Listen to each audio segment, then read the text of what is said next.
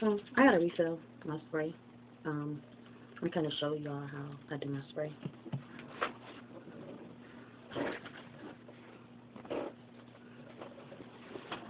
So I don't have any more of that oil.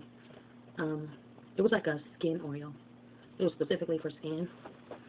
Um, all my oils, it's like they have skin. I mean, it's all my oils is for hair, but there was one specific oil that I used for skin that only had skin. It didn't say hair or nothing, but it only said skin. Um, so I will go in with my kiwi pomegranate micellar cleansing water, and I will just pour that in there. I actually have to re-up on this water, and I have to go get my skin oil eventually.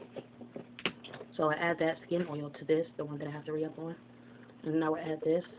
Is this witchcraft? Oh my gosh, it is witch hazel.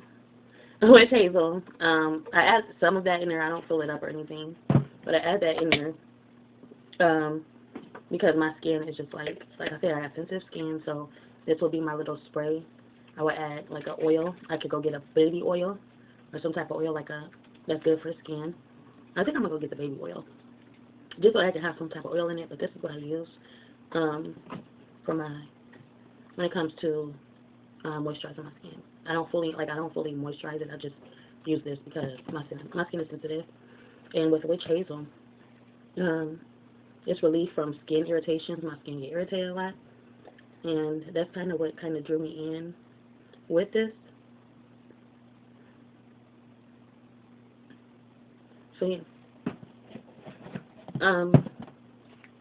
So what I want to talk about is being a righteous follower of Jesus Christ and being a sinner. The difference, because it's just like a lot of people feel like it's unfair. Like, I can see from the point of view of someone that's completely righteous, they want to live their life right. You know, they don't want to do no wrong. They don't want to see no wrong. They don't want to be in the presence of no wrong. You know, kind of like those, you know how Sister Act got those women, what are they called? They all are a part like of some type of missionary, but it's like I forget what they're called. Sister Act, they got the teachers, and the teachers got the things. You know, they're dressed in this dress. They're fully covered, and I feel like this is the perfection. This is the perfection of what it's like to be completely perfect in the eyes of God. So it's a lot of Christians. These are examples of Christians, Muslims, Buddha,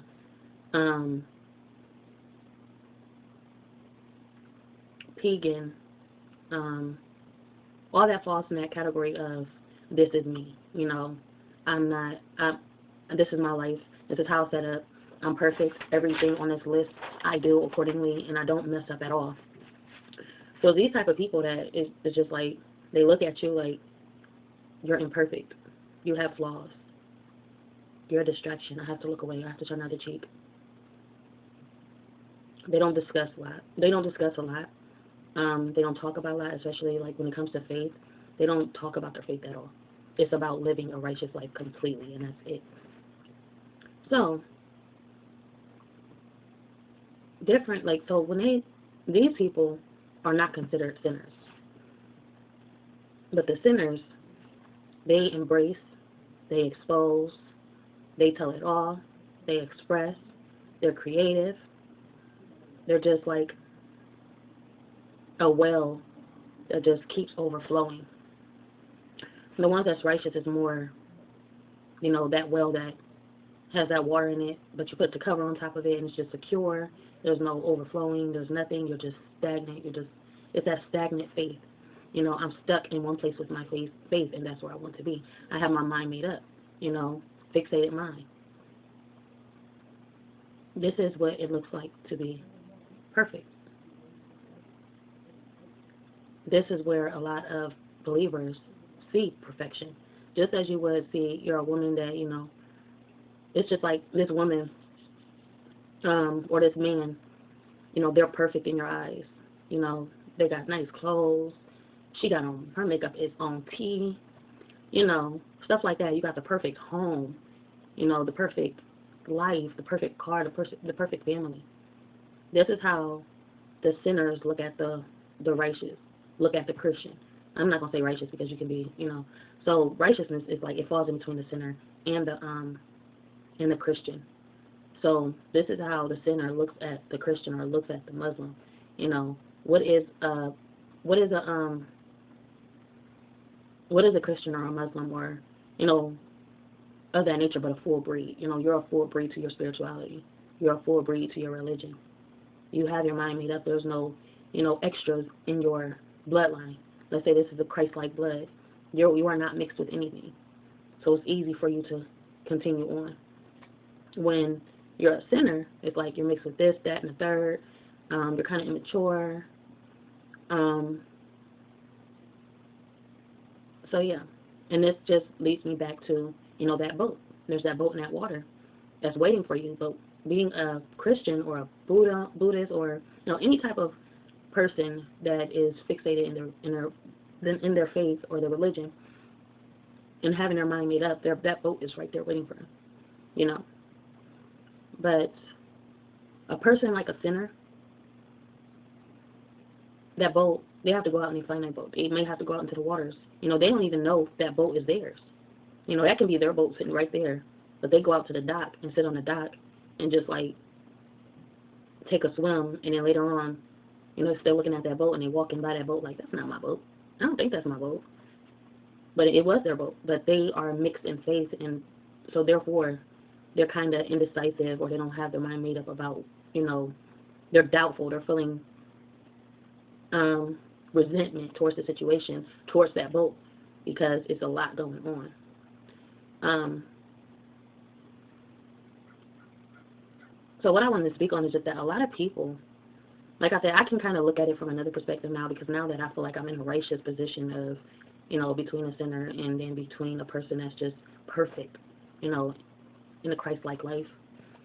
I can kind of see, like, being, like, a lot of people, like, when you say, you know, sinner this, sinner that, like, you can tell by their expression, it's just like, it all become all laughs and he, and then you say sinner, and then boom, like, what? And turn out the cheek. So yeah, I just feel like no one's perfect. There is obviously a goal or an aim for being perfect. But you shouldn't look down upon nobody. You should not look down upon nobody.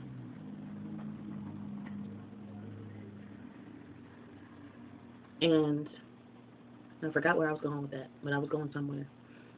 Okay, so the difference between the, like, so, okay, so let's say, and that's what I'm saying, this is kind of where it begins to kind of, things begin to shape. And you begin to question, like, you know, that's like going to your parent and being like, why do you accept this? You know, I'm the better child. I'm the better child. I'm doing everything right. I'm perfect. I make no mistakes. But you want to go and you want to give so many chances to this child that just don't have their mind made up. My mind is made up.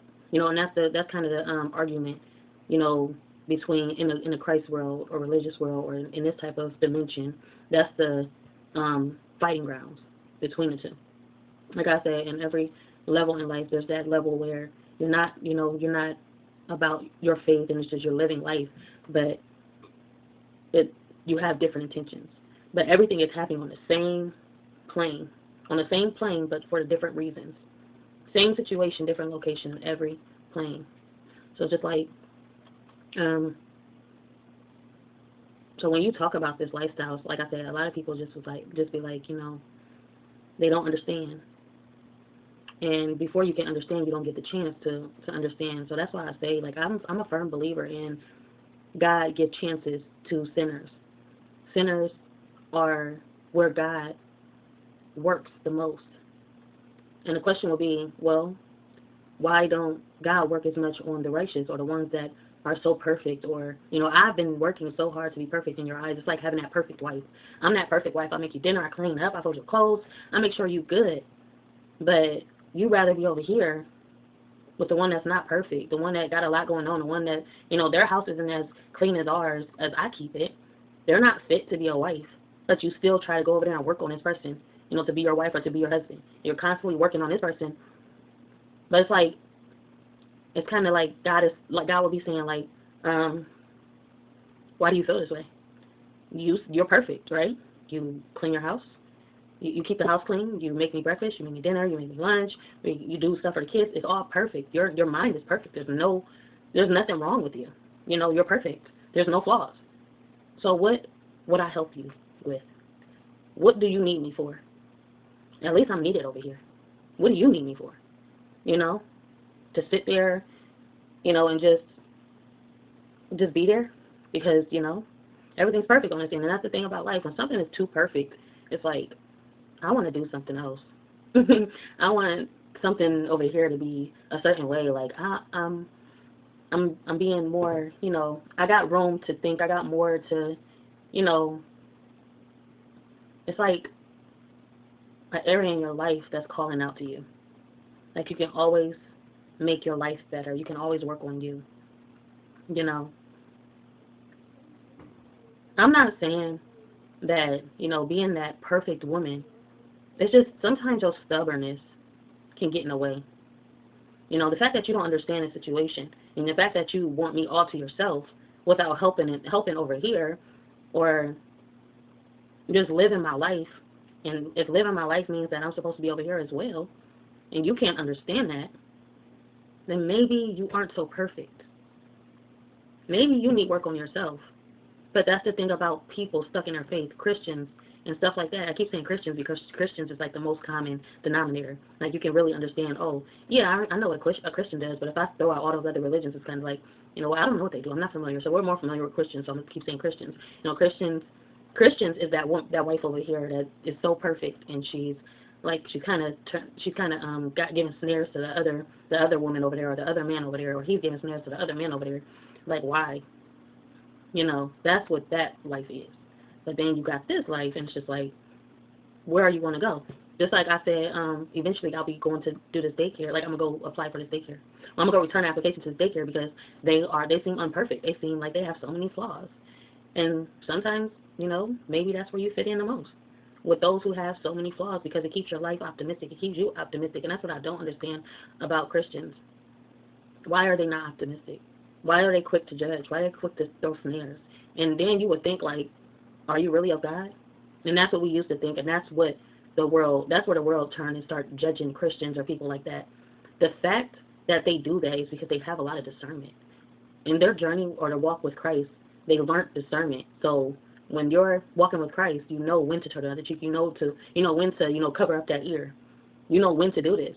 But a lot of people that's like spiritual and don't have no foundation, they're quick to judge this person. Like, you know, they're quick to judge that Christian because, oh, you think you're better than me. No, God thinks I'm better than you, and therefore God already knows what you're about to do or what you're about to say, and God is covering my ear. God is turning me away from this moment because I have worked my hardest to get where I'm at, and God knows that not all people are genuine. All spiritual people are genuine.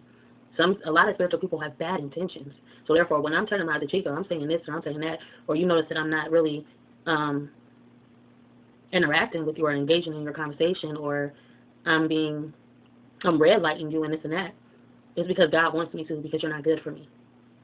But a spiritual person with no foundation and is not close to God is not going to understand that. So just know God works in both areas. That perfect child, you don't need much discipline. You know, so I'm going to go work on your sister that this is your sister, whether you like it or not. This is your brother, whether you like it or not. This is the upcoming brother, the upcoming sister. You know, I'm going to work on them. And with all differences aside, I'm putting y'all differences aside because I'm the one in the middle. So I'm going to put y'all differences aside, and I'm going to do what I got to do over here. And then, I'm going to come over here when I'm ready to rest. You know? So that's kind of what I wanted to say. So, yeah.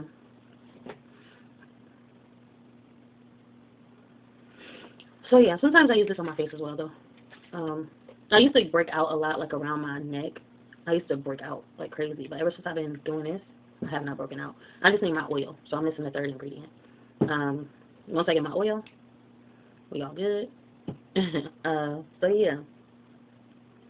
That's what I wanted to say. But the main point I'm making is, just because this the main point I'm making is,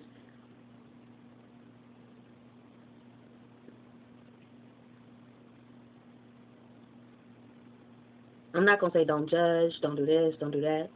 But life would be so much better if we could really express ourselves spiritually without any turning the cheek or nothing. Just being open, as long as you believe in Christ. But then again, like I said, that's where discernment comes in. You have to show discernment.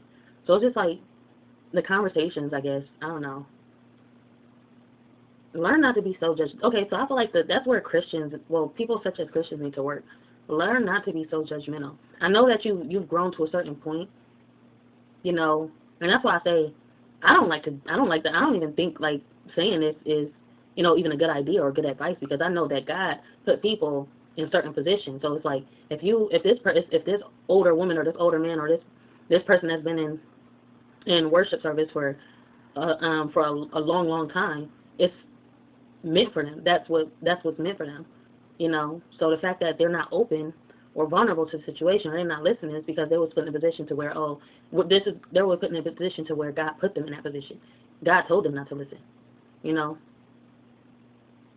God didn't want them to listen because God knows where your life is going. God knows how much of a mental, you know, how much of a mental, like how you can become so mentally exhausted, or, you know, God knows the challenges and struggles, and God knows what will happen to this person if they put too much on it. Not everybody is the same. Not everybody's life is the same. We all go through so much, and we can all take what we can take, you know. And there is a retirement season. You know how you got that job and you're retired? That's how eventually God's children become retired. God's children become retired, and that's when the discernment and turning of the cheek and this and that and the third comes into play. Now, you know, it's kind of hard for anybody to get to them because God built them into stone. They are complete. So yeah, just don't judge no situation, because everybody is on their own journey. They have their own experience. Don't judge this sinner. Don't judge, you know, this Christian. Don't judge this righteous person. Don't judge nobody, because that's where God has a plan. And if you trust God and you trust the process, you wouldn't throw judgment to anybody. You wouldn't criticize nobody. You would just know, have discernment, and continue to walk. You know, discernment isn't judgment. Discernment is knowing when to turn the cheek. Discernment is knowing when not to listen. Discernment is knowing. Discernment is not judging. That's the difference between, you know, the two. So yeah, and discernment is being obedient as well. So that's my little good morning talk. It is Friday. I don't know what time it is. I take it that it's probably, if not already 10 after 8 or a quarter after 8, then it's probably a quarter before 8. If that makes sense. So yeah. Like, comment, subscribe, be notified, share at your own free will to show you care. That person's walking to school though, so I would say it's probably like 7:45 or something. I don't think it's after 8 yet.